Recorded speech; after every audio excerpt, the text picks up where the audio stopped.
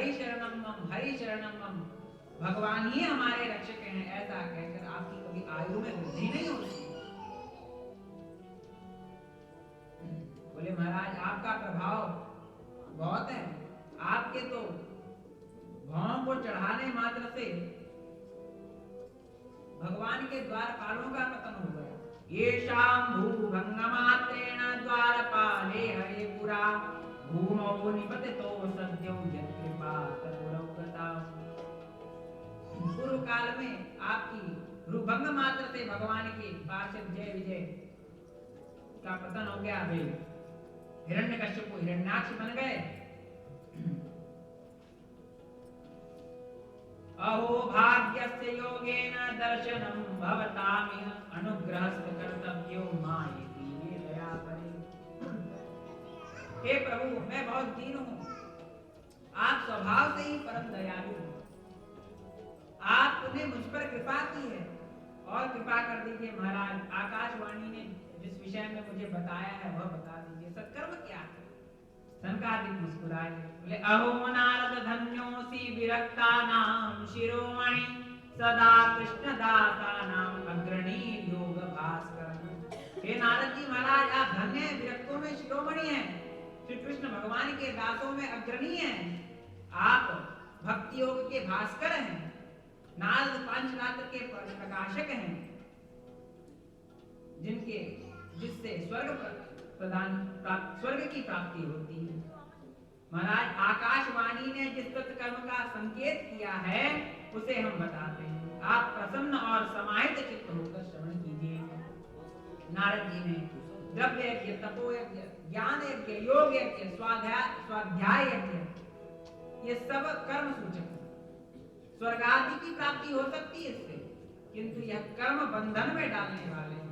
किंतु सत्कर्म सूचको नूनम ज्ञान यज्ञ स्मृतो बुधे श्रीमद् भागवत लाभ सद्गीता शुकादि। श्रीमद् भागवत ही सत्कर्म सूचक है, इसको प्राप्त करके श्री सुखदेव भगवान जैसे महर्षियों ने इसको सत्वर मुक्त कंठ जिसका गान किया है, ऐसा श्रीमद् भागवत शास्त्र है। महाराज श्रीमद् भागवत की तो रचना कर रहे हैं, आप भागवत शास्त्र का श्रवण कीजिए। बोले महाराज मैंने तो गीता सुनाई, भाष्य सुनाया, बोले आपने भागवत तो नहीं सुनाई। आपने श्रीमद् भागवत का उपदेश वेदव्यास जी को किया है। भागवत की कथा श्लोक श्लोक में, पद पद में वेदों का सारांश छिपा हुआ है। बोले भागवत तो सार है। जैसे गन्ने से शक्कर निकल जाती है, शक्कर का अलग स्वाद होता है, किंतु हम कुछ वस्तु बना रहे उसमें गन्ने का रस डाल दिए तो वह स्वाद नहीं आएगा।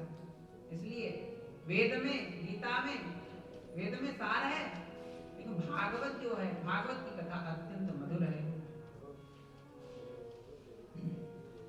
वेद उपनिषदों से जो प्राप्त नहीं हो सकता वह श्रीमद् भागवत शास्त्र से प्राप्त होता है। इदं भागवतम नाम पुराणं ब्रह्म संहितं भक्ति ज्ञान विरागाणां स्थापनाय प्रकाशितम्।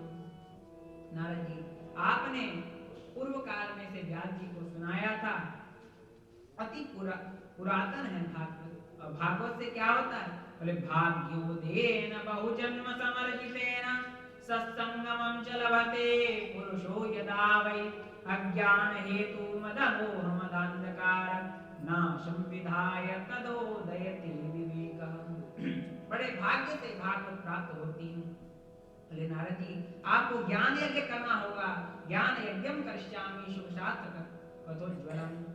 महाराज मैं ज्ञान यज्ञ करूंगा, आप स्थान बताइए, यहीं करें? बोले नहीं, गंगा द्वार समीपे तु तटमानंद नामकम। आनंद नाम के तट पर गंगा जी के किनारे भागवत होगी, और भागवत जी के जो रस पिपासु हैं, संत जन हैं, उन रसिकों को आप बुलाइए, निमंत्रण कीजिए। श्रीमद् भागवत पीयूष पानाय रसलंपटा धावन्तो प्याययो सर्वे प्रथमं ये च वैष्णवः। आप वैष्णव जनों को बुलाइए और उनके समक्ष भागवत की कथा होगी। बोले महाराज अमृत कहीं नहीं है।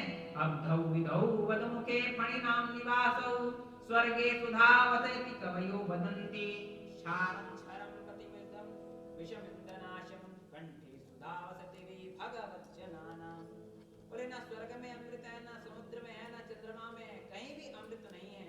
अमृत तो संत जनों की वाणी में है, सतगुरुदेव की वाणी में है।